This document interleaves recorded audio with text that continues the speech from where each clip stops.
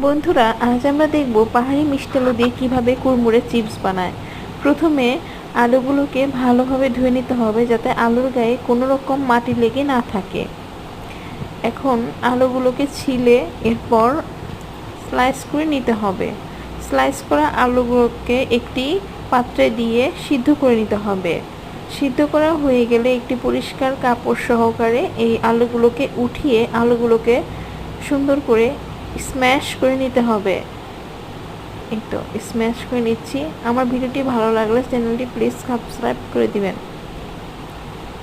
এখন আলুগুলোর মধ্যে চালের গুঁড়ি এবং চিনি মিশিয়ে ভালো করে মথে নিতে হবে। মথে নেওয়া আলুগুলোকে গোল গোল বালিশ আকার দিয়ে পানির মধ্যে সিদ্ধ করতে হবে। সিদ্ধ করা হয়ে গেলে এবারে এগুলোকে আবার কুচি কুচি করে কেটে রোদে শুকাতে দিব।